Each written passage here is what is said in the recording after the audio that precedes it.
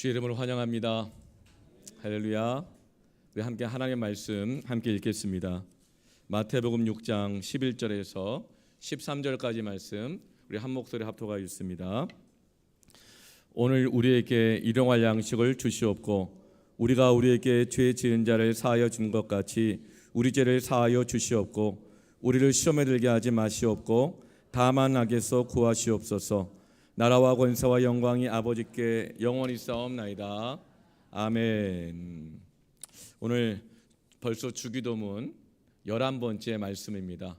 이제 다음 주면 12번으로 주기도문 강해가 끝나게 될 것 같은데, 여러분 주님이 가르쳐 주신 이 기도의 말씀을 들으면 들을수록 기도하십시다.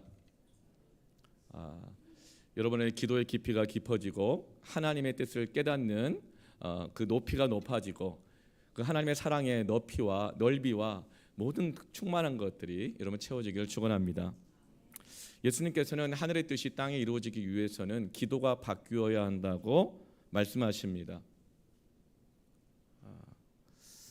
지금까지 이스라엘 백성들이 해왔던 그 기도는 종교적인 기도, 자기의 체면, 명예를 위한 기도, 그리고 또 이방인들과 같이 무엇을 먹을까 마실까 입을까 염려하여 하나님의 말씀이 기도와 만나야 되는데, 진리가 기도와 만나야 되는데 자기 개인의 필요와 욕구만 기도와 만났다는 것이죠. 그러다 보니 남보다 더 무엇을 먹을까, 남보다 더 잘 입을까 자꾸 염려하게 되고, 그렇게 이방인들과 같은 기도를 하다 보니 욕구를 가지고 개인의 계획을 가지고 기도하다 보니 점점 자기의 욕구가 강해지고 자기의 이 계획만 점점 강해지는 것이죠. 그러다 보니 하늘의 뜻이 이루어지기보다는 자꾸만 자기의 뜻만 구하며 살아가는 삶이 되는 것을 주님이 말씀하시면서, 그러므로 너희는 이렇게 기도하라고 기도가 바뀌어야 된다고 가르쳐주고 계십니다. 사랑하는 성도 여러분, 인격이 바뀌기를 원하십니까? 기도가 바뀌어야 합니다. 성품이 바뀌기를 원합니까? 기도가 바뀌어야 합니다. 여전히 그 기도 안에 내 상한 마음, 내 자존심, 내 욕구, 계획만 가득 차 있으면 그 기도로는 결코 우리의 성품과 인격이 바뀌지 않습니다. 말씀을 아무리 많이 알아도 기도하지 않으면 그 말씀이 오히려 우리를 더 교만하게 만들 것이고, 내가 나의 취향에 따라 편취한 그 말씀이 나의 신념에 강한 견고한 진이 돼가지고 오히려 더 관계를 깨트리고 오히려 더 하나님의 은혜가 내게 오는 것을 자꾸 거절하게 만들 거예요. 여러분, 가정이 바뀌기를 원합니까? 그러면 가정을 향한 기도의 제목이 기도가 바뀌어야 하는 것입니다. 여러분, 여러분의 좀 기도가 바뀌었으면 좋겠습니까? 많은 분들이 있더라고요. 좀 기도를 잘했으면 좋겠다. 하나님이 기뻐하신 기도 했으면 좋겠다. 좀 은혜가 되는 기도를 했으면 좋겠다. 기도가 바뀌기를 원하십니까? 그러면 기도가 바뀌어야 합니다. 하나님께서 우리에게 무엇을 먹을까 마실까 입을까 염려하지 말고 자기 필요는 그만 구하고 하나님의 뜻을 위해서 기도하라고 하신 그 이유는 8절 말씀에 너희에게 있어야 할 것을 다 아시느니라. 그러니까 이방인들과 같이 종교인들과 같은 그런 기도를 본받지 말고 구하기 전에 이제는 하나님이 너희들의 모든 것을 책임져 주실 것을 믿고, 이제 9절에 그러므로 너희는 이렇게 기도하라. 이렇게 예수님께서 자기의 필요를 더 이상 구할 필요가 없다, 하나님이 다 아신다, 채워주실 것이다, 이렇게 말씀하셨는데 왜? 그리고 그 다음에 일용할 양식을 주시옵고 일용할 양식을 구하라고 기도하게 하실까요? 그리고 이미 십자가로 우리의 과거의 죄, 현재의 죄, 미래의 죄, 알고 지은 죄, 모르고 지은 죄까지 다 이미 십자가에서 단번에 용서해 주셨는데, 우리가 우리에게 죄진 자를 사하여 주는 것 같이 우리의 죄를 사하여 달라고 기도하라고 왜 하실까요? 우리가 아무리 죄를 지어도 결국은 다 용서해 주실 것이고 결국은 다 구원하시는 사랑의 하나님이신데 왜 시험에 빠지지 않도록 악에서 구해달라고 기도하라고 가르치실까요? 이것은 무엇을 먹을까 마실까 입을까 개인의 의식지 차원에서의 개인의 필요가 아니라 하늘의 뜻이 땅에 이루어지기 위해서 반드시 필요한 절대적인 필요이기 때문에 그렇습니다. 지금까지 너희가 너희들의 인생이 어떻게 될까 봐, 너희들에게 필요한 것들을 안 채워질까 봐 개인의 필요를 위해서 구했지만 그것이 아무리 채워진다고 하더라도 하늘의 뜻이 너희 가정에, 너희 심령에 이루어지지 않는다. 그러므로 아무것도 없다 하더라도 반드시 있어야 될 것, 절대적인 필요를 구해야 된다. 그 첫 번째가 일용할 양식을 주옵소서. 이 일용할 양식은 주로 그냥 이 의식주도 포함되지만 먹고 살아가는 일용할 양식이 아니라 하늘의 만나, 매일매일 새벽마다 일어나서 받지 않으면 썩어 없어져 버리는, 매일마다 구해야 될 하늘의 만나. 그 만나는 사람이 떡으로만 살 것이 아니고 하나님 입에서 나오는 모든 말씀으로 말미암아 살리라. 매일마다 우리는 일용할 육의 양식만이 아니라 영의 양식을 먹지 않고서는 하늘의 뜻을 감당할 힘도 없고 하늘의 뜻이 우리 삶에 이루어지지 않는다는 것이죠. 절대적인 필요다. 두 번째, 아무리 하나님께서 채워주셔도 너희 안에 있는 죄의 문제를, 용서를 구하고 또 용서를 받아야 할 그 죄의 문제를 해결하지 않고서는 하늘의 뜻이 땅에 이루어질 수 없다. 아무리 너희가 애를 쓰고 살아간다 하더라도 자꾸만 시험에 빠지고 악에 빠지는 그 죄의 문제, 그 시험의 문제를 해결하지 않고서는 하늘의 뜻이 땅에 이루어질 수 없다.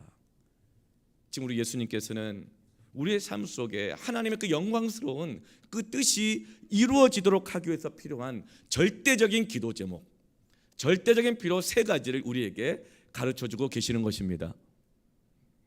첫 번째가 공급 기도입니다. 일용할 양식을 주시옵고. 첫 번째가 공급 기도입니다. 일용할 양식을 주시옵고. 두 번째가 용서 기도입니다. 우리 죄를 사하여 주시옵고. 세 번째가 보호 기도입니다. 시험에 들게 하지 마시옵고 악에서 구하옵소서.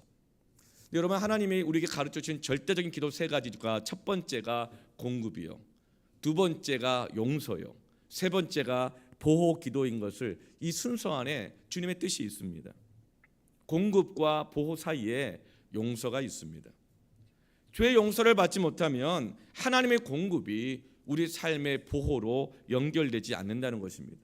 아무리 몸에 좋은 보약을 많이 먹는다 하더라도, 좋은 음식을 많이 먹는다 하더라도 내 안에 있는 그 모든 좋은 것을 갉아가 먹어버리고 말고 강탈해버리고 마는 죄라고 하는 이 기생충을 제거하지 않는 한 우리의 몸은 보호되지 않는 것입니다.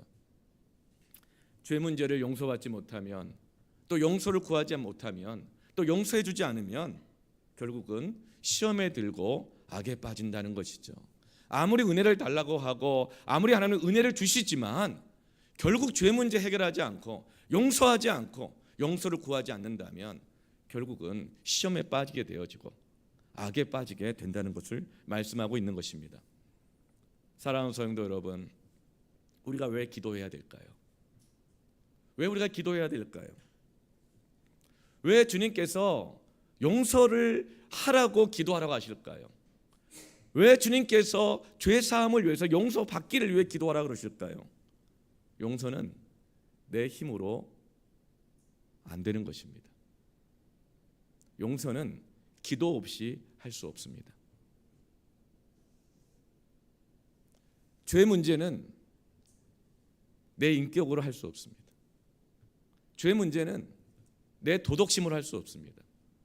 죄 사함 받는 것은 기도 없이는 죄 사함 받을 수가 없습니다. 회개는 기도하지 않는 사람은 결코 회개할 수가 없습니다. 예수님 말씀하십니다. 죄 문제를 해결해야 된다.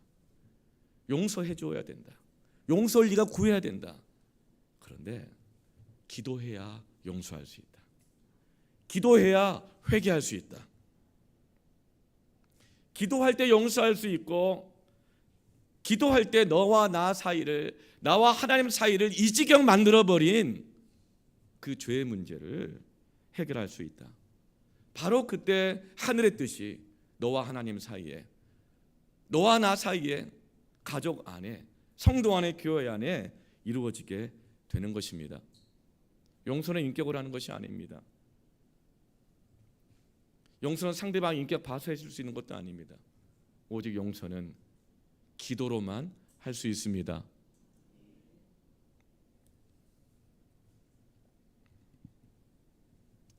12절 말씀에 우리가 우리에게 죄 지은 자를 사하여 준 것 같이 우리 죄를 사하여 주시옵고라고 기도하라고 가르쳐 주십니다. 그래서 죄는 그 같은 뜻이 빚이란 뜻입니다. 이 빚은 복음의 빚, 동산교의 빚이 아닙니다. 우리는 빚 가운데로 걸어가고 있지 은행 빚 가운데로 걸어가고 있는 것은 아닙니다. 죄는 빚과 같은 뜻입니다. 용서는 그 빚을 탕감해 준다는 것과 같은 뜻입니다. 사하여 준다. 예수님의 십자가 대속은 내 대신에 나의 죄의 빚을 속하여 주셨다. 탕감하여 주셨다는 뜻이죠. 그래서 용서는 곧 탕감해 주는 것이고 이 용서의 문제는 결국 그 빚으로부터 자유하게 해주는 것, 결박을 풀어주는 것입니다. 여러분 대출 받아놓고 빚 갚기에 바쁘잖아요. 그 빚을 원금을 탕감받지 못하면 어떤 자영업자, 어떤 사람이라 할지라도 어떤 집을 분양받은 사람이라 할지라도 평생 그 빚으로부터 자유할 수 없습니다. 모든 게 거기에 묶이게 됩니다. 예수님 당시에 노예가 되는 경우가 많았어요. 그것은 대부분이 고리대금으로 인한 빚이었습니다. 살려고 하다 보니 빚을 지게 되어졌는데 열심히 이자 갚고 있었어요. 원금까지 갚으려고 정말 뼈 빠지게 일을 했는데 갑자기 흉년이 오는 거예요. 후쿠시마산 오염수가 뿌려지는 거예요. 광우병 파동 일어나는 거예요. IMF가 오는 거예요. 게다가 로마의 식민지 치하였기 때문에 로마 사람들이 그렇다고 해서 세금을 줄여주지도 않아요. 빚을 줄여주지도 않아요. 갚을 수가 없는 거예요. 그런데 같은 형제들 중에서도 어떤 형제는 부유한 형제가 있었어요. 이 부유한 형제가 이 어려운 시기에 자기가 쌓아놓은 것을 이용해서 사람들에게 빌려주기 시작합니다. 그런데 이자를 받는 거예요. 그리고 이자를 쳐서 그 형제가 빚의 노예가 되게 하는 것이죠. 그래서 이 원금을 갚지 않으면 아무리 노력해도 그 빚의 노예에서 벗어날 방법이 없는 것이죠. 그래서 형제가 형제의 빚을 탕감해 주지 않는 것을, 용서해 주지 않는 것을 악한 자라고 말하는 것입니다. 우리가 우리에게 죄의 빚을 진 자를 탕감하여 준 것 같이 우리의 빚을, 죄를 탕감하여 주시옵고라고 기도하라고 가르쳐 주시는 거예요. 여러분, 여기에서 내가 죄 사함을 받기 위해서는, 내가 잘못한 죄의 빚을 갚기 위해서는 먼저 우리에게 죄진 자를 사하여 준 것 같이 나에게 빚진 자를, 잘못한 자를 먼저 탕감해 줘라, 용서해 주라는 것이 전제가 되는 것입니다. 관계는 저축과 같은 거예요. 하는 만큼 쌓입니다. 하는 만큼 이자가 계속 쌓여요. 사랑해 주는 만큼, 섬겨 주는 만큼 그 원금에다가 하는 만큼 계속 이자가 쌓입니다. 그러나 미움도 쌓입니다. 서운함도 쌓입니다. 미움과 서운함은 사랑보다 섬김보다 이자가 더 많이 쌓입니다. 고리대금업자처럼 막 더 쌓입니다. 그래서 여러분, 우리가 용서하지 않는 것은 이자에 이자를 계속 쌓아가는 것과 같은 것입니다. 그래서 그 사람이 나에게 이자는커녕 원금까지 갚기 전에는 너 평생 안 본다. 이것은 마치 유대인들이 사마리아 사람들을 피해가는 것처럼 반나절이면 갈 길을 나 너 안 본다. 3일을 돌아가는 것과 같아요. 그 사람을 투명인간 취급하고 그러면서 네가 얼마나 잘못된 인간인지를 너 스스로 깨달아라. 그냥 창살 없는 감옥에 그 사람을 가둬놓는 겁니다. 내 원금을 갚기 전까지는 이자로는 만족 안 돼. 조금 잘해주는 거 만족 안 돼. 용서하지 않음이 나의 영을 결박합니다. 용서하지 않음이 가정을 꼬이게 만듭니다. 용서하지 않음이 결국은 시험에 들게 하고 악에 빠지게 하는 것입니다. 우리가 우리에게 죄진 자를 사하여 준 것 같이가 전제라 그랬잖아요. 그래야 너희들의 죄를 사하여 달라고 기도할 자격이 있다. 이 기도일까요? 이것은 용서하지 않으면 너도 용서 없어, 이런 조건부적인 율법적인 하나님의 말씀일까요? 아니면 또 용서는 내가 상처받은 자이기 때문에 용서를 해도 내가 하고 하는 것이지 용서할 선택과 그 권리가 나에게 있는 것일까요? 여러분, 구약에는 눈에는 눈, 이에는 이라 그래요. 용서의 개념이 굉장히 조건적이고 등가의 법칙입니다. 하는 것만큼 받는 거예요. 왜 그렇게 했을까? 눈에는 눈. 보통 한 사람이 내 눈을 확 찔렀잖아요. 그럼 사람은 분노해서 어떻게 합니까? 두 눈을 찔러버립니다. 누가 한 사람이 이렇게 제꼈잖아요. 그러면 그 사람의 이만 이렇게 상하게 해야 되는데 사람은 되로 주면 말로 준다고 팔다리 다 부러뜨려 버립니다. 그냥 어쩌면 혀를 뽑아버릴 수도 있어요. 인간의 죄성과 이 분노함을 하나님 너무나 잘 아시기 때문에 딱 제한시켜 놓은 거예요. 네가 눈을 상했으면 눈까지만 해라. 네가 이를 손해봤으면 이만큼만 보상받아라. 그래서 구약에서 용서의 개념은 굉장히 조건적이고 공평해야 되고 평등해야 됩니다. 그럴 때만 용서가 됩니다. 그런데 예수님은 상상수훈에서 이렇게 말하죠. 내가 너에게 다시 말한다. 구약에서는 그렇게 말했지. 그렇지만 내가 다시 너에게 말한다. 너희는 원수를 사랑하라. 사랑하라. 여러분, 구약의 용서의 개념을 넘어서는 것입니다. 여러분, 구약의 이 용서는 공평해야 됩니다. 평등해야 됩니다. 계산이 딱딱 맞아야 되는 조건이 있습니다.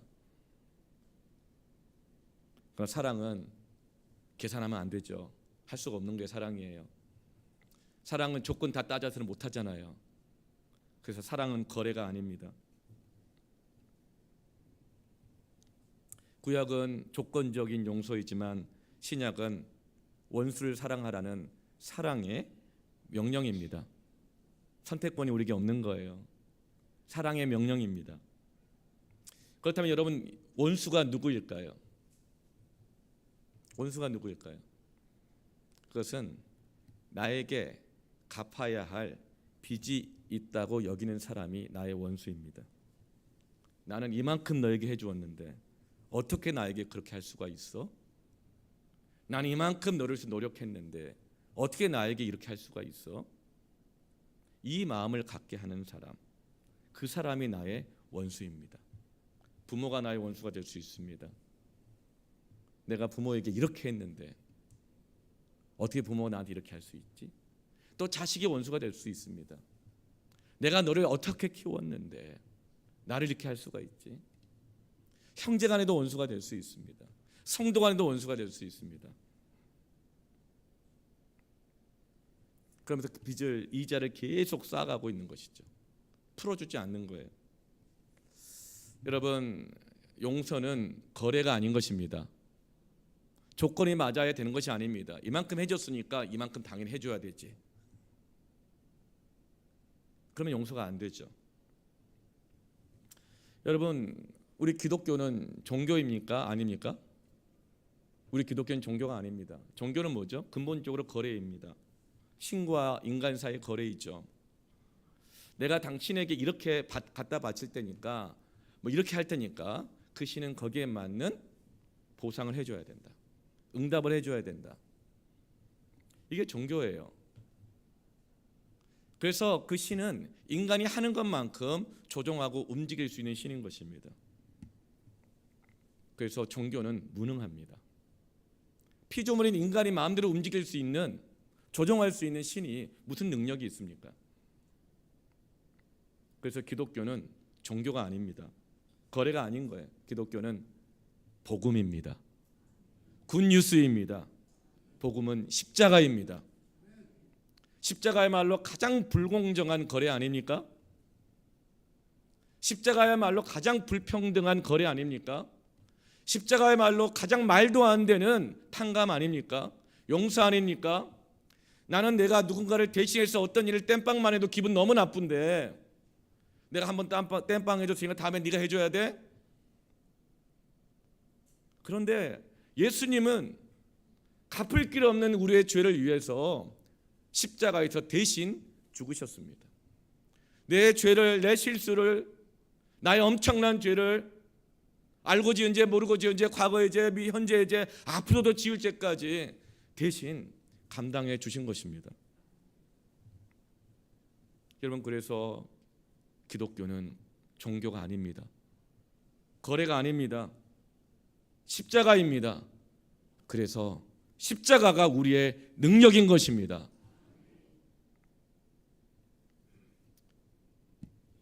예수님께서는 용서의 문제를 거듭 강조하십니다. 어느 날 베드로가 마음이 많이 상해가지고 예수님께 물어봐요. 왜냐하면 평소에 12명의 제자들 중에서 마음에 안 드는 제자가 있었거든요. 근데 수제자니까 참았어. 근데 그날따라 예수님이 설교하시는데 너희 형제 중에 죄를 범한 자가 있거든, 그를 용서하라, 이 말씀을 하는 거예요. 그러니까 베드로가 나보고 하는 소리야? 이러면서 예수님께 물어봐요. 용서요? 나 4번이나 용서했습니다. 몇 번이나 더 용서해야 됩니까? 물어봐요, 예수님한테. 왜냐하면 당시 율법에 있어서는 용서의 최고의 맥시멈이 4번이거든요. 우리 한국 사람들도 그러잖아요. 한 번은 참는다. 2번 더 그럼 네가 사람도 아니야. 3번?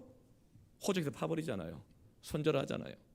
근데 율법은 기준이 좀 높아가지고 4번까지 용서하면 됐다는 거야.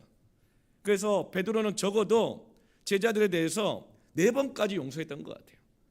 그런데 예수님이 형제가 죄를 범하거든 용서하라 또 말씀하시니까 도대체 몇 번이나 참아야 됩니까? 몇 번이나 용서해야 됩니까?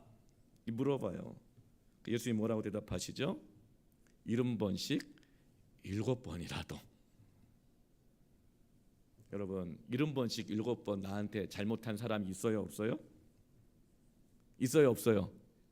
있어요? 없어요. 왜요? 그 전에 손절하거든요. 나를 계속 그렇게 상처 주도록 내버려 두지 않아요. 나 함부로 할 사람 아니야. 딱 경계를 칩니다. 소리를 지르든지 네가 네 죄를 알렸다 조목조목 얘기해 줍니다. 네가 네 잘못 인정하기 전까지는 다가오지도 마. 네가 네 잘못 인정할 때까지는 이전의 관계를 기대하지도 마. 가만 안 둬요. 손절해버리죠. 아니면 같이 있어도 수평선으로 쭉 가면서 경계심과 긴장감과 두려움을 주면서 너 나한테 잘못한 원금 있지? 나한테 계속 이자 안 갚고 있지? 그걸 통해서 그 사람을 계속 글루밍해요. 조종해요. 요한복음 8장에서 간음 중에 끌려온 한 여인이 있었습니다. 현장에서 잡혔어요. 원래는 남자랑 같이 잡혀와야 되는데 사람들이 예수님이 어떻게 하는가 책을 잡으려고 여인만 끌고 옵니다. 이 여인은 옷걸음도 추스리지 못하고 제일 일찍 끌려왔어요. 얼마나 수치심과 모멸감, 정죄감에 눌려 있었겠습니까? 근데 할 말이 없죠. 현장에서 잡혔으니까. 당시에는 너무나도 어려운 시절이었기 때문에 가슴 아프기도 여인들이 몸을 팔지 않고는 살 수가 없을 때도 있었어요.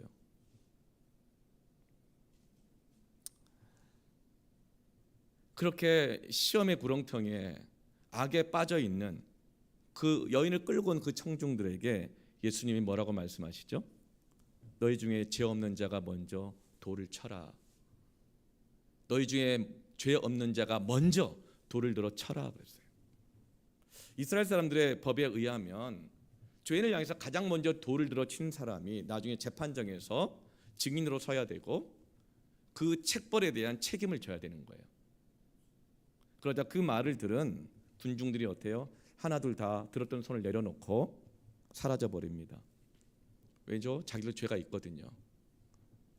재판정에 섰다가 다른 사람도 너도 그랬잖아 그러면 자기 죄가 드러나잖아요. 그러니까 회개하기는커녕 오히려 무책임하게 도망가 버리고 피해 버리는 것이죠. 이제 이 여인과 예수님 둘만 남았습니다. 이 여인이 무슨 할 말이 있겠어요? 그런데 예수님이 그때 위대한 선언을 하십니다. 나도 너를 정죄하지 아니하노니 다시는 죄를 범하지 말라.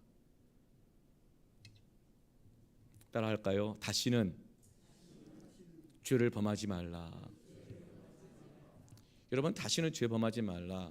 이것은 어떤 의미일까요? 숫자를 세는 걸까요? 너 벌써 몇 번째다? 앞으로 또 그러면 안 돼? 그럼 너 안 봐? 이런 의미일까요? 아니에요. 내가 너를 정죄하지 않는다. 정죄는 뭐죠? 죄의 계산을 하지 않는다는 거예요. 용서의 카운트를 세지 않는다는 거예요. 내가 몇 번이나 용서했는데 네가 그러고도 사람이냐? 네가 그러고도 그리스도인이냐? 판단하지 않는 거예요. 계산하지 않는다는 거예요. 그리고 다시는 죄를 범하지 말라. 이 다시는 따라합시다. 용서는 기회를 주는 것이다. 원금을 탕감해 주지 않으면 빚 갚다가 노예됩니다. 다시 재기할 수가 없는 거예요. 용서는 그가 다시금 재기할 수 있도록 기회를 주는 것입니다. 그와 나 사이가 다시 회복되도록, 가정이 회복되도록, 하나님과 나 사이와 교회가 성도가 회복되도록 이런 모식 7번이라도 십자가를 붙잡고 의지하면서 그 사람에게 기회를 주는 것이 용서입니다. 우리는 그렇게 용서를 받은 자들 아닌가요?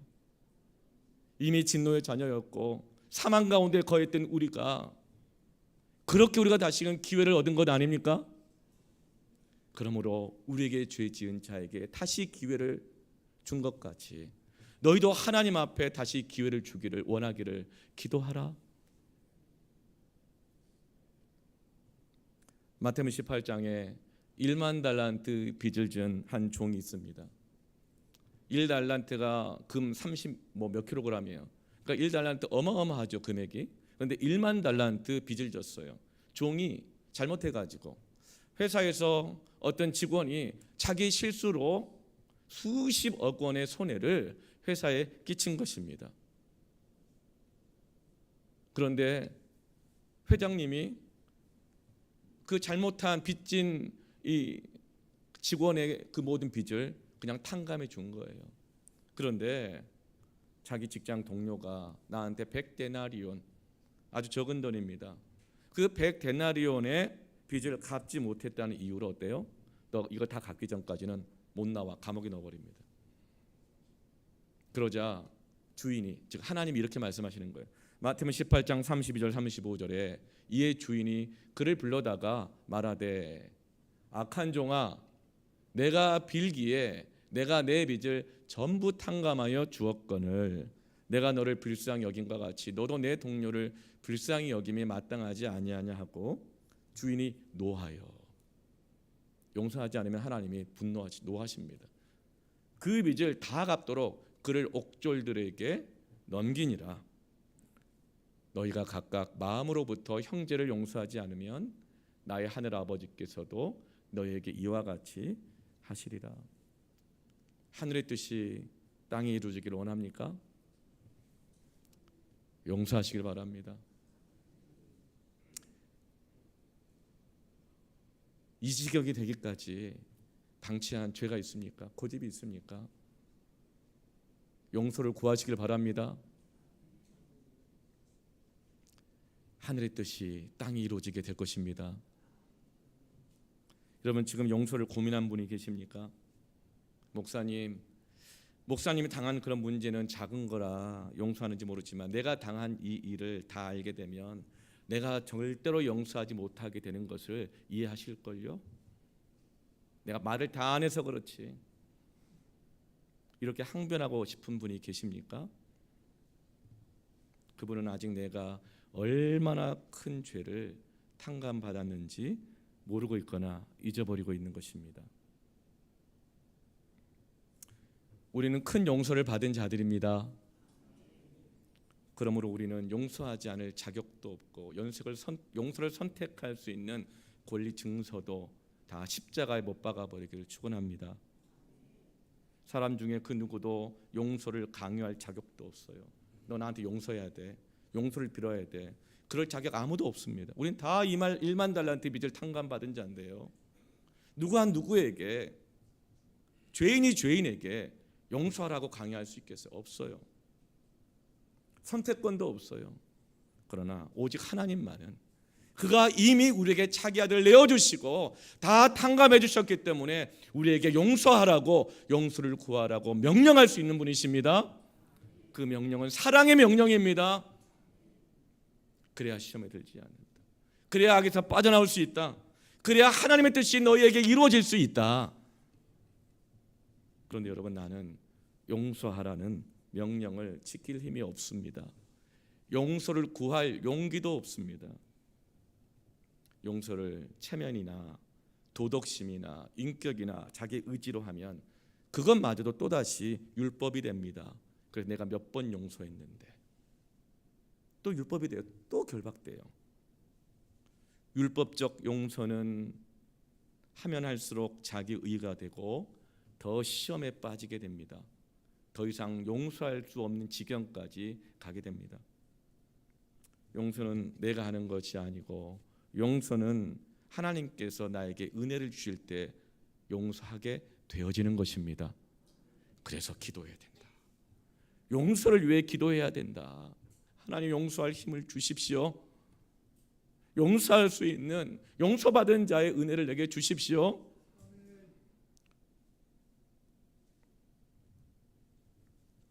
여러분, 먹는 것, 입을 것, 앞으로 장래 우리가 어떻게 살아갈 것, 이 모든 것 우리에게 필요한 것이지만 그 필요보다 더 절대적으로 필요한 것은 우리에게 자유가 필요합니다. 죄의 문제 해결해야 됩니다. 용서 구해야 됩니다. 용서 받아야 합니다. 그래서 우리가 모든 결박을 풀고 자유해야 합니다. 이것이 우리에게 절대적인 필요입니다. 오직 진리가 너희를 자유케 하리니. 진리와 기도가 만나야 됩니다. 자유는 용서하는 자만이 갖는 특권인 것입니다. 축복인 것입니다. 이사야서 61장 1절에 주 여호와의 영이 내게 내리셨으니 이는 여호와께서 내게 기름을 부으사 가난한 자에게 아름다운 소식을 전하게 하려 하심이라. 빚에 허덕이는 자에게 너의 원금 탕감해 줄게. 그래서 나를 보내사 마음이 상한 자를 고치며 포로된 자에게 자유를, 갇힌 자에게 노임을 선포하며. 여러분, 기독교는 복음입니다. 종교가 아닙니다. 하나님과 거래하지 마십시다. 사람과도 거래하지 맙시다. 너무 숫자 세지 맙시다. 여러분, 오늘 용서의 은혜가 있기를 축원합니다. 저야말로 좀 숫자에 능한 사람이었어요. 계산이 능합니다. 워낙 그 유교적 집안에 자라가지고 돌이 굉장히 중요하게 여깁니다. 그래서 책임감도 강하고 뭐랄까 좀 매사에 정확한 성격이 있죠. 근데 그것이 좋은 거기도 하지만 독이 될 때가 많더라고요. 특별히 사랑하는 사람들, 내가 겸손해야 될 자리에서는 그 정확한 계산이 방해가 될 때가 많아요. 너무 딱딱 계산해 놓는 거예요. 그런데 결혼을 해가지고 한 달 반 됐습니다. 저녁에 잠을 자는데 큰 사건이 일어났어요. 어떤 사건이냐? 내 집에서는 있어서는 안 될 사건. 아내가 우는 거예요. 어떻게 울 수 있어요? 내 집에서 아내가 불행한 것처럼, 마치 잘못된 결혼한 것처럼 막 울어요. 크게 우는 것도 아니고 숨죽여 울어요. 흐느껴. 그 제가 마음이 좀 화가 났지만 마음을 딱 이렇게 가라앉히고, 당시가 전도사였거든요. 또 사역자니까 물어봤죠. 왜 울어? 그랬더니 아내가 그때 하는 말이 집에 가고 싶어 그런 거예요. 집에 가고 싶대요. 그 순간 화가 막 더 나는 거예요. 그래도 제가 또 전도사니까 마음을 가라앉히고 아내에게 여기가 집이라고 얘기해 줬어요. 당신은 결혼했고 우리는 성인이고 여기가 집이야. 예. 보통 그럴 때는 여성들이, 아내들이 기대하는 건 뭐죠? 그냥 왜 울어? 그러면 많이 힘들어. 뭐 그렇게만 해도 되잖아요. 근데 제가 워낙 정확한지라 바른 소리를 탁탁 하니까 여기가 집이다 딱 설득을 했어요. 그때 갑자기 아내가 답답해 그러는 거예요. 그래서 제가 답답하지 않을 이유를 다시 설명해 줬어요. 답답해하지 마. 항상 기뻐하고 쉬지 말고 범사에 답답. 여긴 하나님 우리에게 주신 집이고 당신은 우리는 부부고 여기가 집이야. 답답해할 필요 없어. 막 속으로 여기가 11평짜리 집이라 답답한가? 막 이런 생각 들어요.